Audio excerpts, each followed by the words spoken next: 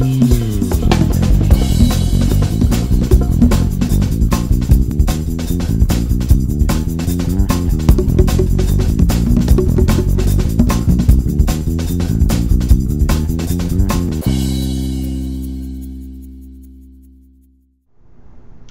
I'm Dr. Mike and welcome to Nfgeeks. Well, this video is a video for Shakespeare Week, and the topic of this video is the very controversial Shakespeare play, Taming of the Shrew. And Taming of the Shrew is something that I've been wanting to talk about on Nfgeeks for a while, because there's been various sort of topics and themes and videos that touched upon some of the issues in Taming of the Shrew. But I'm glad I waited to talk about it in its entirety for Shakespeare Week, because there is so much to say about it. And it's very controversial because when you watch Taming of the Shrew, you have to ask yourself two things. Am I really seeing what I'm seeing? And does Shakespeare really mean what it sounds like he's saying about wives and the role of wives in terms of a marriage and things like that? And it doesn't, because of this, it doesn't get a lot of theater time. It gets a lot of academic writing. There's always, you know, tons of academic scholarship and peer-reviewed articles being put out about the Taming of the Shrew from women's studies, or just, you know, straight up from literature. But it's not performed a lot because of the feminist critique that it has received over time, especially over the past 30 to 40 years. It's been under intense scrutiny from feminism. And if you look up Taming of the Shrew, and I encourage you to do so, you will find lots and lots and lots of critique against it. And what makes it interesting in terms of Myers-Briggs and as an NF is that it forces us to question, you know, what is Shakespeare all about? What is going on in this play? Okay, because what the play seems to be doing is seems to show how Petruchio breaks down Kate, the heroine of the story, the main character, breaks her down and turns her into a good wife. You know, from being a bitch into a good wife, where she gives at the end of Taming of the Shrew this speech about the way wives should be. Okay, and we have to watch this and ask, you know, what is Shakespeare doing? You know, is this really what's going on, you know, here? And it leads to two things that usually happen. I'm going to hopefully offer a third, but one of two things usually happen when critiquing this. The first is just to accept that Shakespeare is a misogynist, patriarchal pig like everyone else and all other men, especially in the Elizabethan era, which is very misogynist and patriarchal, and Taming of the Shrew and maybe all of Shakespeare isn't worth, you know, anything. Okay, there's that position. And then the other position is to try to save Shakespeare by saying, well, he really didn't mean it. He really meant something else, and he really, you know, we should all look at it ironically with a wink and try to prove that, and that doesn't usually sound successful. What I hope to show is that the third option, I think, being an NF myself and seeing this through my NF eyes and thinking about NFs and NF values and assuming Shakespeare is an NF himself, is that there's a third option, and the third option is that he does mean what you are watching what you're watching, and he does mean what he's saying, but there's more to it, and we're missing it. There's other levels that we're not seeing. It's not that we have to think of it as ironic, but that there's more going on, and we're missing the greater message going on in Taming of the Shrew. That is actually what I think, especially after watching it recently in preparation for this. Okay.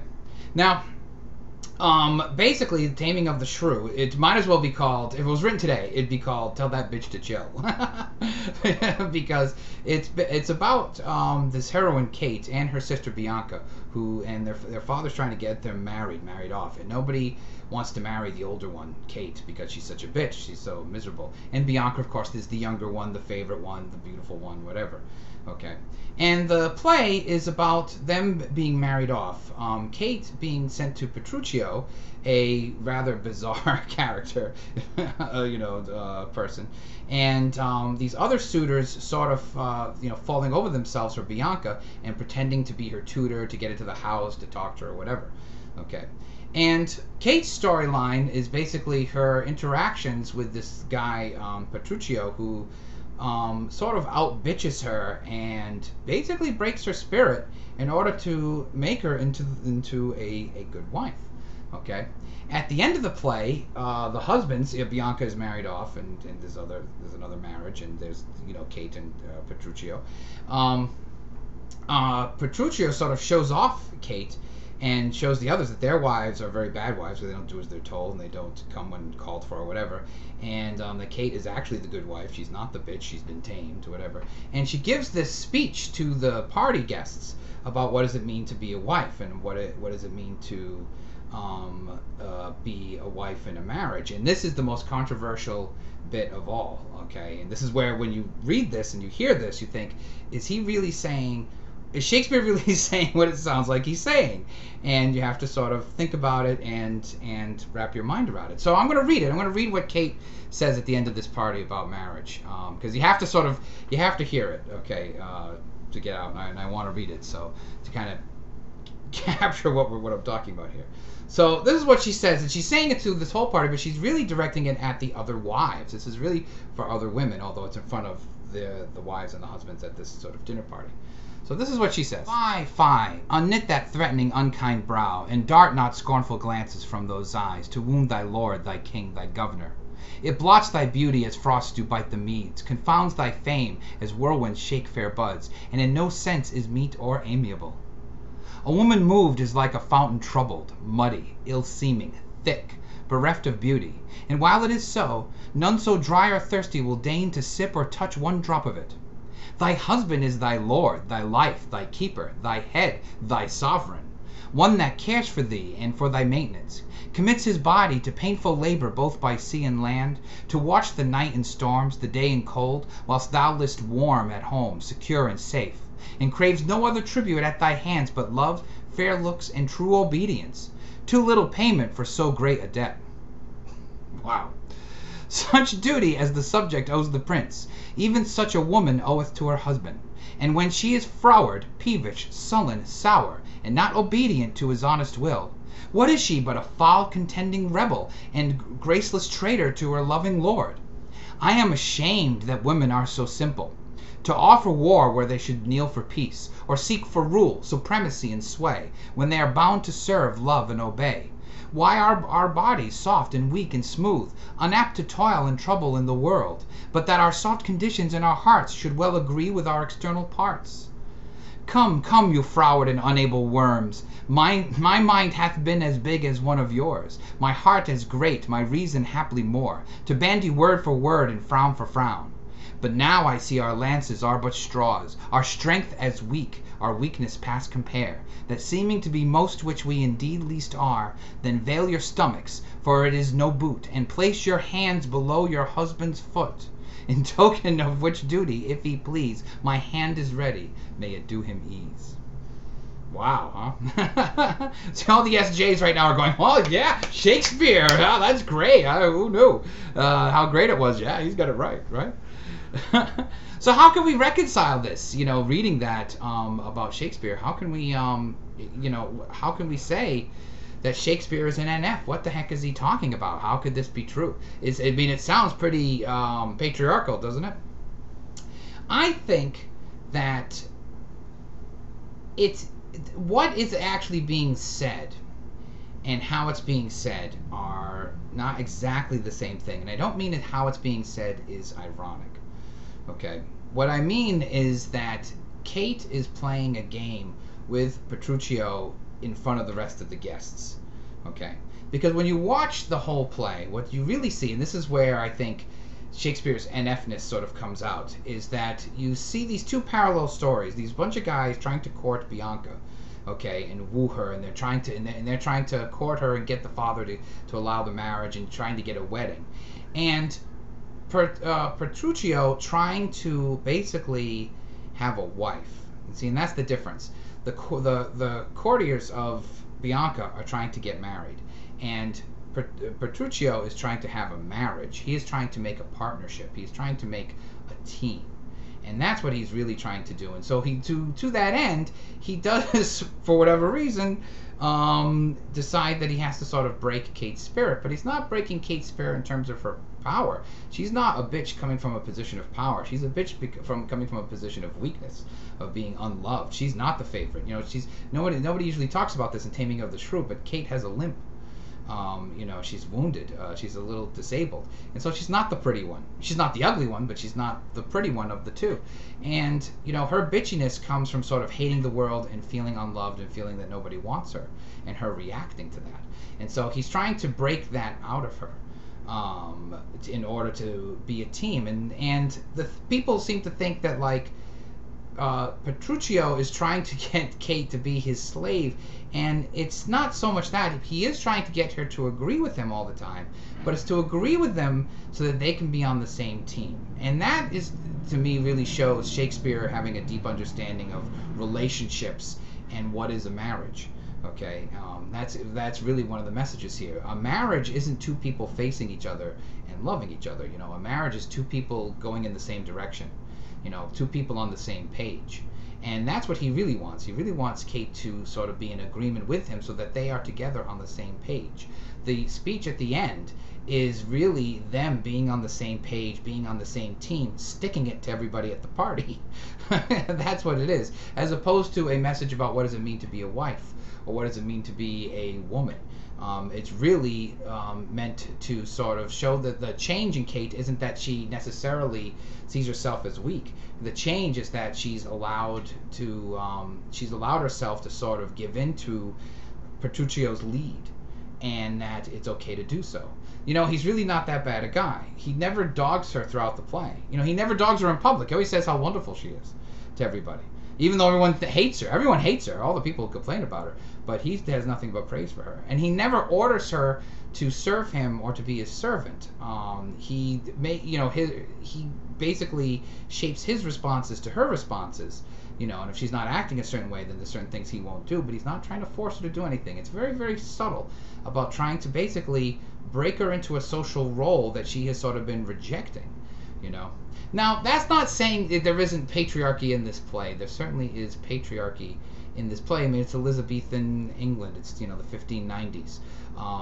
Petruchio is obviously the leader of this, you know, of this marriage. You know, Kate is tamed.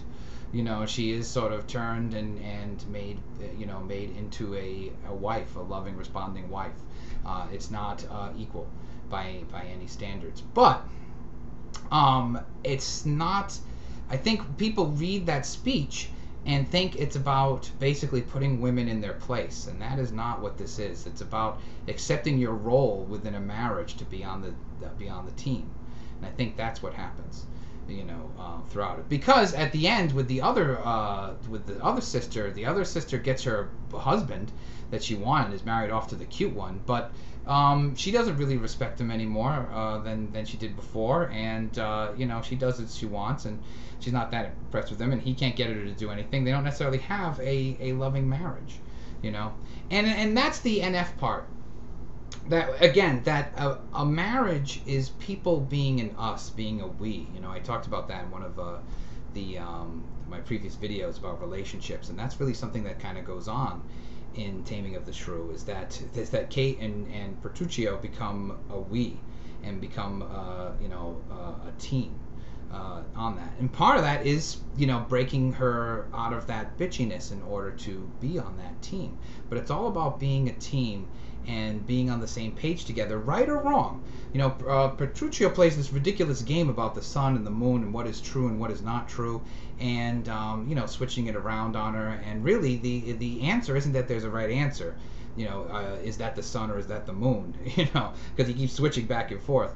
The answer is, when I say it's the moon, you say it's the moon. When I say it's the sun, you say it's the sun. We go back and forth, but we're always on the same page, right or wrong. And that really is what a marriage is. You know, he's very wise about that. That a marriage is two people being on the same page, right or wrong. The external reality of it doesn't really matter. Okay, what matters is that we're together as a team, as a marriage, and that really is what a marriage is. A lot of times, marriages make or break on that issue more than anything else, and it's very wise thing to say. I think the message gets lost because people don't see it, because the juxtaposition is so extreme. So in other words, you have this really horrible person, and Petruchio is an asshole, by the way, throughout Taming of the Shrew, and that's something I picked up that's very amusing is that another little aside here is Shakespeare realizing that women in the end like assholes. Maybe they don't, wooing is nice and poetry and everything, but in the end, an asshole who sort of puts a mirror up to you and to your face and shows you the way things are and sets things straight. There's maybe something worth more respect than the wooing, and that's something that happens. But it's kind of extreme. Petruchio's attempts at taming Kate are very, very strong. He denies her food. He makes a jackass out of her at the wedding and himself. He does all these things. It's very extreme. So I think it's seen as abusive, that it is abusive.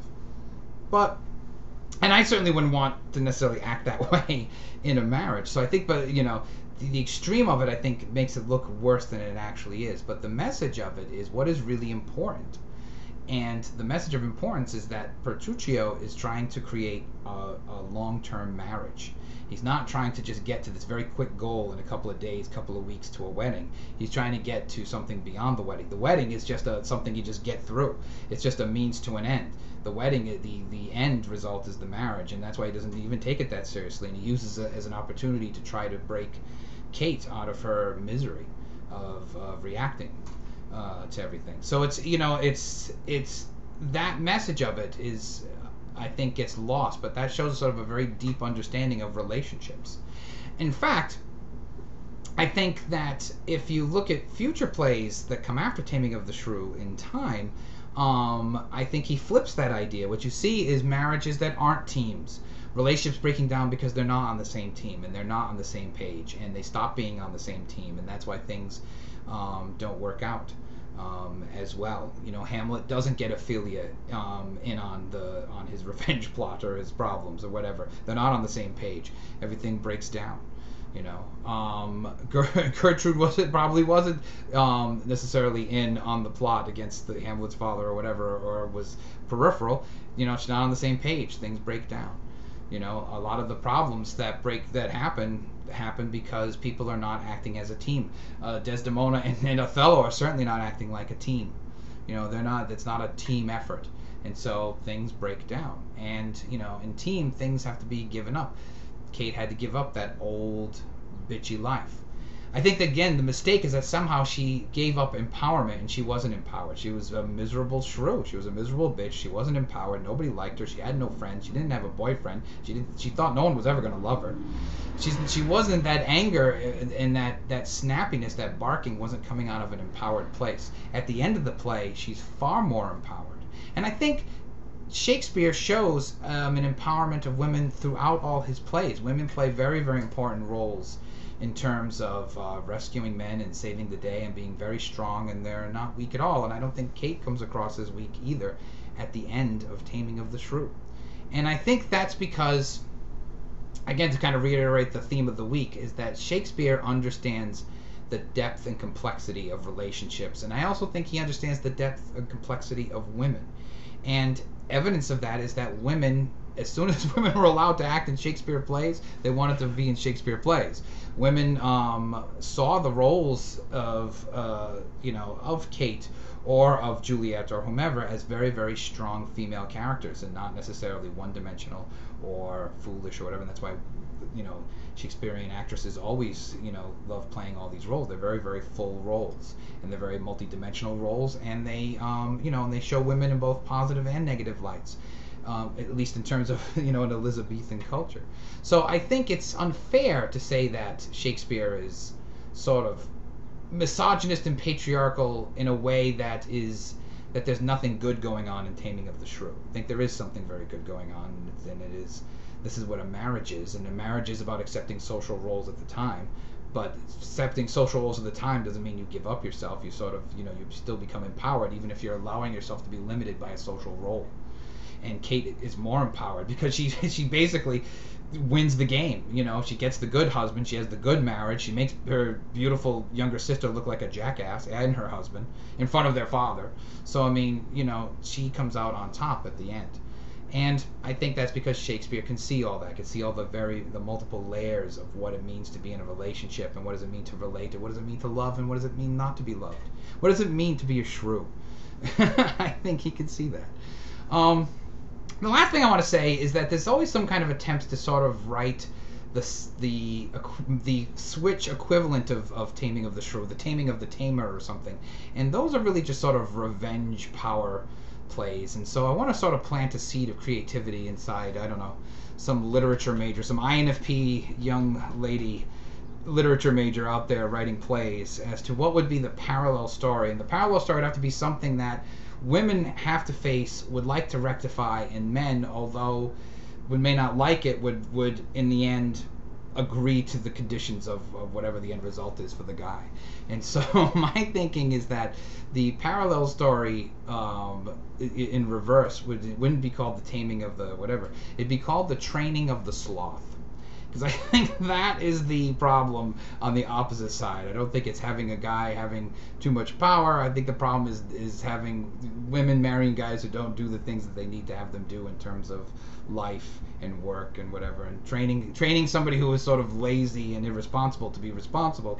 I think that would be the parallel to the Taming of the Shrew. So there you go. Go out there, write the next Shakespeare play. Some INFP. Go do that. Run out there and do it. Alright, so thanks for watching. As always, come join the fun on the Nfgeeks Facebook forum. You can win a free MBTI typing in our typing lottery, or if you'd like, set up a session with me and I will give you an MBTI typing for the cheapest price in town. And come follow Nfgeeks on Twitter or Tumblr. And as always, it's happening. And I hope you enjoy Shakespeare Week. And remember, there's a difference between a wedding and a marriage, and who's happy at the end. You know, think about it. Okay.